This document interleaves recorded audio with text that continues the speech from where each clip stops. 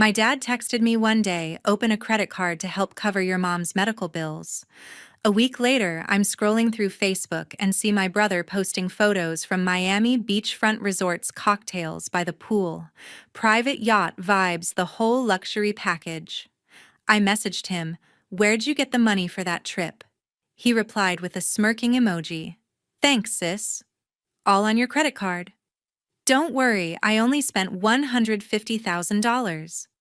I laughed and typed back, "My card has a low limit. You sure you got the right one?" That's when my phone rang. Dad voice shaking, barely getting the words out. I trusted my dad because he'd handled our family's finances before. My name is Tamara Tanner. I'm 31. And if you think this is just another story about family helping family, stick around because what happened next showed me how betrayal can wear the face of the people closest to you. The panic in Dad's voice that day was only the beginning. I had no idea how deep this went, or how much it would cost, not just money, but everything I thought I knew about loyalty. If you've ever been taken advantage of by family when you were only trying to help, drop a comment below and let me know. I'm not alone.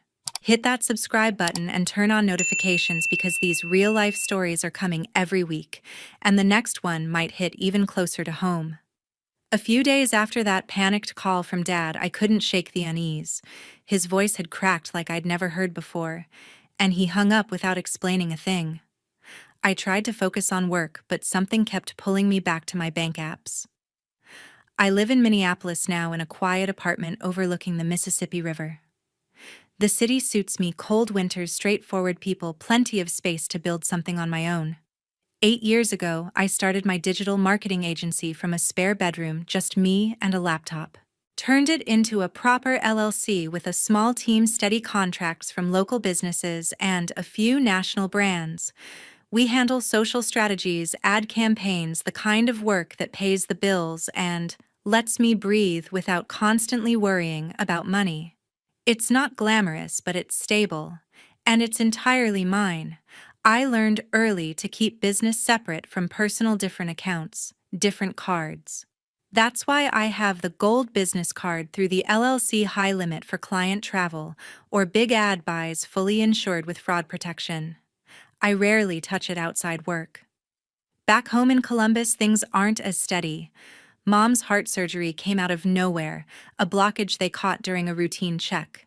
Open heart bypass, long recovery, hospital stays that dragged on. The bills started rolling in fast, way beyond what their insurance covered. Dad called it a nightmare, said they were drowning in co-pays, prescriptions, physical therapy sessions. When he texted asking me to open a new personal credit card with a low limit, just something to tide them over until Medicare adjustments kicked in, I didn't think twice. Dad had always been the one handling finances growing up, juggling bills when money was tight, making sure the house didn't go under. I trusted his judgment. Applied online that same afternoon, got approved for a basic card, sent him the number and details. Figured it'd cover the gaps, nothing more. But days went by with no updates. No charges posted for medical stuff beyond a few small ones. Instead, my brother's Facebook feed exploded with Miami content. Not just vacation snaps, full-on luxury. Him grinning in front of palm trees, sipping drinks on rooftop bars, captioned with emojis and vague boasts about living the dream. I ignored it at first. Maybe he saved up or got a bonus, but the timing felt off. Then I logged into the personal card statement. Clean mostly. A couple pharmacy charges, hospital parking stuff that made sense for Mom. On instinct, I switched to the business portal. The gold card balance loaded slow, and when it did, the number made my stomach drop. Charges stacking up, recent massive. I scrolled, breath shallow. First, premium round-trip tickets, Columbus to Miami, dated right after Mom's discharge. Then 7 nights at a beachfront resort in South Beach, ocean view suite, daily rate that could cover a month's rent here. Food and drinks every day. Steakhouses, seafood spots. Bars with tabs in the hundreds. A full-day private yacht charter complete with crew and catering. Spa packages, boutique shopping, even a high-end watch repair that didn't make sense. total climbing past $150,000, every transaction pinned to Miami locations matching my brother's posts exactly. No overlap with the personal card. This was all on the LLC account, the one meant for business only. I refreshed the page twice, thinking glitch. But the details held timestamps, merchant names, geolocation screaming Florida sun. How could he even access it? The cards in my name tied to the company EIN requires approval codes I never share. Memory hit then sharp. 4 years ago, when Dad lost overtime and the house payment lagged, I stepped in with a business line of credit to help refinance. Dad co-signed as guarantor standard paperwork that listed all my accounts for verification, including the gold card number, security details, even the bank routing for direct links. He had everything he needed filed away somewhere, or passed it along. That was when I realized this wasn't a mistake. Someone had handed him the keys. The shock settled heavy, not loud tears or yelling, just a cold wave washing over. My brother choosing yachts and cocktails over helping at home. Posting it all publicly like daring someone to notice. And Dad's call. The panic wasn't for my sake. It was damage control. I closed the laptop, walked to the window, watched snow flurries start outside. The agency I'd poured everything into now had a massive hole, one that could delay payroll, kill upcoming projects. Trust the kind built over decades cracked wide open. Not just stolen money, stolen effort, years of saying yes when I should have said no.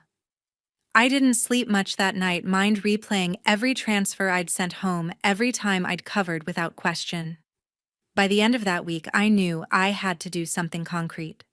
Sitting with the knowledge any longer felt like letting them win twice, taking the money and counting on my silence. I booked a quiet morning slot and called my corporate attorney, Courtney Vaughn, the one who'd helped set up the LLC properly when the agency grew beyond solo work. I started from the beginning, voice steady, even though my hands weren't. Told her about the charges hitting the business gold card, the amounts, the Miami locations matching my brother's posts perfectly. Mentioned the family medical situation without going into blame, yet just the facts. No one had authorization yet. Someone clearly used it. Courtney listened without interrupting, then asked a few pointed questions when the card was issued. Who had ever seen the details, if there were any shared logins or old paperwork floating around? I admitted the cosign years back, but stressed it should never have given full access. She explained the process clearly. Corporate cards like mine have robust fraud protocols. We could file an unauthorized use report immediately, with the issuing bank freezing further activity and starting a formal dispute. Because it was tied to an LLC with commercial insurance, the claim would route through business protection channels faster, stronger coverage than personal cards. She'd guide the paperwork, but evidence mattered: transaction logs, social media ties, any communication admitting use. She paused, then added gently that family cases happen more than people think, and emotions don't change the legal side. Report it, document it, let the systems do their job. We agreed I'd compile what I had and send it over soon. Hanging up gave me the first sense of control since this started. Not relief yet, just a path forward that didn't rely on hoping they'd come clean. Later that day, a message notification popped up from my cousin Blake, who'd moved back into my parents' house in Columbus after his split. He usually only texted for birthdays or quick updates, so seeing his name surprised me. He opened with concern about Mom's progress, asking if the surgery recovery was going okay from my end. Then he hesitated, dots appearing and disappearing, before spilling what he'd heard. My brother had rolled in a few days earlier, suitcases still packed with new clothes, tan lines fresh. Spent the evening recounting the trip to anyone listening, private dinners, club nights, how the resort staff treated him like VIP. Blake overheard him on the phone with a buddy voice, loud and smug, saying things like, "She won't miss it. She's loaded now," and brushing off any risk. Then the part that twisted hardest, Blake quoted him directly. He said, "You'd never dare report it. Because family," followed by a laugh like it was obvious I'd cover for them again. Reading those words on the screen turned the knot in my gut tighter. It wasn't shock anymore. It was raw hurt. The kind that comes from realizing how little regard they had for boundaries I'd never clearly drawn. They'd cast me as the perpetual provider, the one who wouldn't rock the boat, because saying no might make me look selfish. Dad rang that evening, tone measured but edged with warning. He asked if I'd sorted out that card mix-up and said now wasn't the time to stir things up. Mom needed calm, her blood pressure still unstable. Any family tension could derail weeks of progress. His words carried the same old implication: smooth it over, handle it quietly, don't be the one who causes problems. I murmured agreements to end the call fast, but inside the dismissal burned. They weren't worried about consequences, they were banking on me absorbing the loss to keep peace. That night alone in the apartment, the hurt sharpened into something clearer. All those times I'd stepped in without being asked twice, wiring money for unexpected deductibles, covering overdue utilities during Dad's layoff stretches, even picking up my brother's auto insurance when he wrecked his car fresh out of high school. Each one framed as temporary help, always with thanks that faded fast. I'd become the automatic backup plan, the sister whose success meant she owed indefinite support. No questions about how hard I worked for it. No pause before assuming I'd foot the next bill. I pulled up old bank statements, export files I'd kept for taxes but never reviewed like this. Scrolled through transfers stretching back years labeled Mom's copay, house taxes, short bros, books and fees. Amounts that added up quietly, steadily into real chunks of my early business profits. I built folders, timelines, screenshots, not rushing to send anything, just laying it out to see the full picture for myself. The pattern stared back, undeniable help given, freely taken as expected. Their confidence I'd stay quiet wasn't arrogance. It was history proving them right. 2 weeks later, the bank sent the official confirmation the gold business card had been fully locked, with a hold on all pending transactions until the fraud investigation wrapped up. Courtney forwarded the correspondence, noting that the dispute had been escalated to their commercial division for priority handling. Shortly after, the insurance carrier assigned to the LLC policy opened a formal claim. They acknowledged receipt of the initial packet and requested a few standard forms, which Courtney prepared and submitted the same day. She explained that business policies like mine were designed for exactly this swift interim coverage, while they dug deeper, minimizing disruption to operations. The first crack in their confidence came a day later. My brother texted out of the blue, stringing together apologies that sounded practiced but thin. "Sis, I messed up big time. Things got crazy with the bills and I used the card thinking it was okay. I feel awful. Let's keep this between us. I'll start repaying whatever I can each month. Promise." The remorse felt scripted, focused on damage control rather than accountability. No details about the extravagance, no real explanation, just enough regret to test if guilt would pull me back. I left it on red.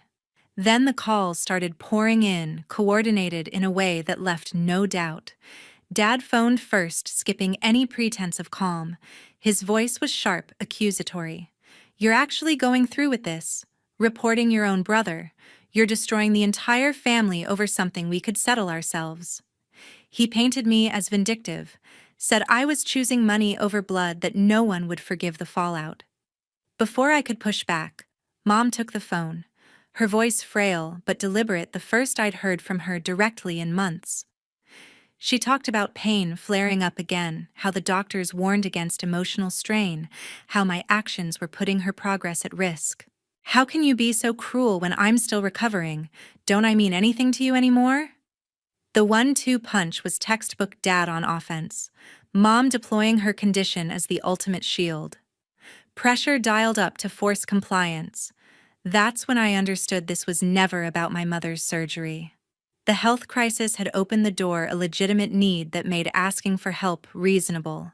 But it quickly morphed into opportunity, an excuse to access more, spend freely, then circle back to the same illness when consequences knocked. The trip wasn't a panicked mistake. It was calculated indulgence, protected by the threat of stress harming Mom. No more second-guessing. I finalized the evidence package that evening, every past transfer screenshot labeled clearly, the initial messages from my brother claiming the spending, Blake's forwarded texts capturing the arrogance, call logs showing Dad's early alarm, added notes contextualizing the pattern-repeated support over years, always one way, now weaponized against me. Emailed the encrypted folder to Courtney with instructions to incorporate whatever bolstered both the insurance claim and any follow-up recovery. She responded within minutes. This level of documentation turned a solid case into airtight. Once the insurer paid out, their subrogation team would pursue restitution, aggressively shifting the burden off my shoulders. The resolve locked in completely. Hurt had fueled action, but seeing the manipulation so plainly, health leveraged first as justification, then as threat, eliminated any lingering doubt. They'd banked on family ties being unbreakable chains, but those ties had frayed long ago, thread by thread, with every unchecked expectation. I slept better that night than I had in weeks. Not because the money was safe yet, but because I'd chosen not to carry their weight anymore. The morning after he pounded on my door, the confrontation still echoed in my quiet apartment.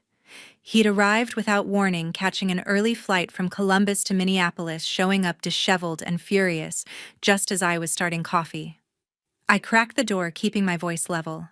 He launched right in, face red, gesturing wildly.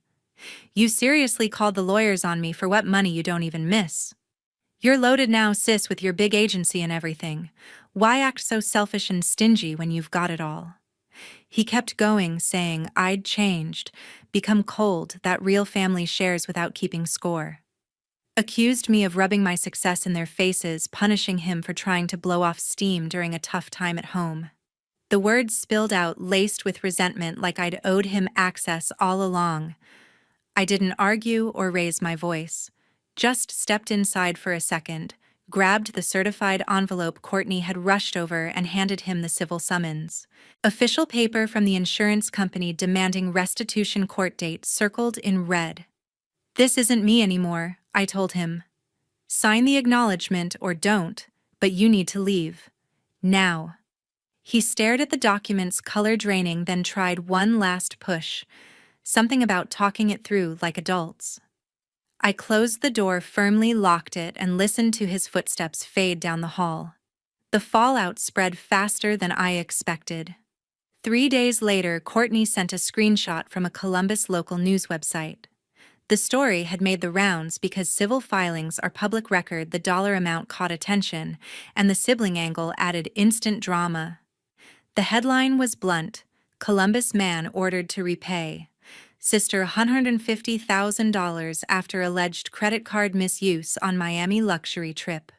The piece laid out the key points: unauthorized charges on a business account tied directly to high-end vacation spending, insurer stepping in for recovery. They pulled one of his open Facebook photos, him grinning poolside with a tropical drink, sunglasses on timestamp, right in the middle of the charges. Readers commented hundreds of times within hours, shock at the amount, debates about family loyalty, warnings about entitlement. A few locals recognized the names, adding vague hints about always knowing who paid for what back home. Seeing it all in print shifted the ground under me. His private excuses, the family-only narrative they'd tried to contain, no longer held weight. For the first time, his version of the story didn't matter. That same evening, Mom rang from the hospital during one of her regular checkups. She was crying before I even said hello, voice breaking as she pleaded, "Please, honey, call it off. He's your baby brother. He messed up. He knows it. He's sorry, truly. Don't put him through this. Forgive him for all our sakes." She went on about how lost he looked, how the publicity was humiliating him, how a little compassion could fix everything. Painted a picture of a scared kid who needed his big sister, not punishment. I let her talk, offered nothing back, and ended the call, gently but firmly. The tears felt familiar, another layer of pressure, but weaker now against the facts. A week later, the turnaround I'd been waiting for arrived. Courtney called with the update insurance had fully approved the claim. Every dollar credited back to the company account that morning, no deductions, no delays. The business untouched, ready to move forward. They'd already triggered the next phase subrogation. Formal demand letters sent payment plan options outlined with wage garnishment and credit reporting as enforcement if he dragged his feet. The financial weight lifted instantly. Payroll secure, upcoming campaigns on track, no lingering cloud over operations.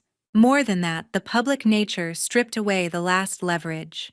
No more whispered negotiations or guilt-laden calls. The truth sat out there, documented and undeniable. Relief settled deep, the kind that loosened muscles I hadn't realized were tense. Workdays felt lighter, evenings quieter. The constant background worry about the next family emergency faded. Truth being public meant I didn't have to defend my side anymore. Strangers saw the pattern clearer than I'd let myself for years. Validation from outside without me saying a word. The lightness grew with each passing day. Boundaries weren't just set, they were visible, enforced, permanent. A couple of months after the papers were served, the day of the civil hearing finally came. The courthouse in downtown Minneapolis felt impersonal, gray stone walls, metal detectors, echoing corridors filled with strangers hurrying to their own battles. I arrived early, dressed simply in business attire, Courtney already at the table reviewing notes. She gave a reassuring nod as I sat, reminding me this would be straightforward, present facts, let the record speak. Across the aisle, my brother sat stiffly beside his court-appointed attorney, tie, crooked eyes fixed on the floor. No family flanked him, no dad, no mom. Just him facing the consequences alone for once. The judge entered, a no-nonsense woman in her 50s, calling the case efficiently.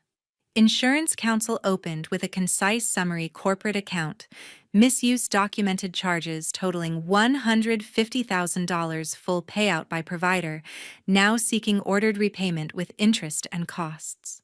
Exhibits entered without objection: transaction logs, social media correlations, admission texts, the cosign history showing how access was obtained. They called me briefly. I swore INSAT kept answers direct. Described the LLC as my sole creation, the card's purpose strictly business, the complete lack of permission granted. Then, when asked about context, I added calmly, this wasn't random or one-off. It fit a longer pattern where family support flowed one direction, eventually treated as entitlement rather than help. Trust eroded systematically until boundaries became necessary. No drama, no elaboration beyond what proved the point. The judge thanked me, dismissed. My brother's attorney argued mitigation: youth stress from home health issues, intent to repay eventually. Proposed minimal monthly amounts, pleaded for no credit reporting. Judge took a short recess to review, returned with decision. Ruled in favor of full restitution to the insurer. Structured plan: fixed payments stretched over years to make feasible but mandatory and monitored. Failure triggering contempt, garnishment, further penalties. Most impactful: immediate judgment entry on credit reports. Severe negative mark lasting the full term, blocking. Major loans, apartments. Even some jobs for the foreseeable future. Court adjourned quickly. Everyone rose. Papers shuffled. In the hallway outside, fluorescent lights harsh, my brother approached while his attorney packed up. Voice low, edged with resentment. You satisfied now? You just ruined my whole future over this. I stopped, looked straight at him. No. I just chose freedom over being used. The words came out even without heat. He stared a second, mouth tightening, then turned away, muttering under his breath, heading for the exit alone. Courtney caught up as I walked out, confirming next steps. Minimal monitoring, compliance fell to the insurer now. Case essentially closed on my end. Stepping into the crisp Minneapolis air, the final burden slipped away. Not sudden euphoria, but profound unweighting. The legal stamp made it official: no more ambiguity, no room for revisionist stories. Driving back traffic moving smoothly, the city skyline familiar and welcoming. The agency waited, no crises, pending projects on track team, thriving without the shadow. Evenings became mine again. No alerts dreading late-night calls, no mental calculations about how much more I could spare. The real lightness grew steadily. Choices unfiltered by old obligations. Success felt earned purely, not partially redistributed by default. Relationships simplified too, friends closer, new connections freer. Space to build without constant drain. Looking back from that distance, the system had worked as intended. Facts over feelings, protection for those who'd built something, accountability for those who'd taken. No lingering anger, just acceptance. Some ties strengthen through mutual respect, others reveal themselves as one-sided and need release.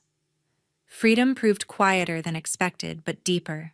The gone nong gone, entirely replaced by possibility. In the months that followed, I made the cut clean and permanent. One evening after work, I went through my contacts, social accounts, email filters. Blocked Dad's number, Mom's, my brother's.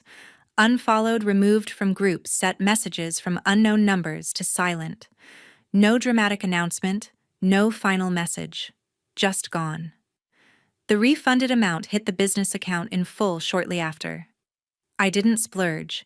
Instead, I reinvested, hired 2 new contractors, upgraded software licenses, leased a slightly larger office space downtown with better light and room for growth. The agency expanded steadily. New clients from referrals, campaigns running smoothly, team meetings focused on ideas instead of crises. Revenue climbed without the old distractions. Life in Minneapolis settled into a rhythm I hadn't known I was missing. Weekends for hiking along the river trails, trying new coffee spots, reading without the phone buzzing, emergencies. Evenings, quiet decisions, small and mine alone. Word about consequences back in Columbus filtered through indirectly, mutual acquaintances, a cousin's rare update, public records anyone could check. My brother struggled with the judgment hanging over him. Loan applications denied, apartment leases requiring higher deposits or co-signers he didn't have. Job offers pulled back after background checks flagged the financial mark. He stayed local, renting a small place, working entry-level shifts that barely covered the mandated payments. Dad and Mom managed on their own now. Follow-up appointments, new prescriptions, therapy sessions, all handled through their limited coverage and savings. No more reaching out for supplements when budgets ran tight. They aged into it quietly from what little I heard. No big moves, no selling the house. Just adjusting to the reality of fixed income without the old safety net. Looking back over the distance, the pattern revealed itself fully. Years of requests framed as temporary, always with gratitude that faded once met. Expectations growing gradually, first reasonable help, then assumed availability, finally taken without asking. The manipulation wasn't loud or malicious in intent. More like habit, reinforced every time I said yes to keep peace. Family roles locked early, me as the capable one, them as the ones who needed. Breaking it cost the illusion of closeness. But what remained hadn't been close, just convenient for one side. No contact brought its own adjustment. Holidays passed, unmarked birthdays ignored. Occasional pangs of old guilt surfaced, then faded against the memory of how one-sided it had become. The silence felt expensive at first, but it was the cheapest peace I'd ever bought.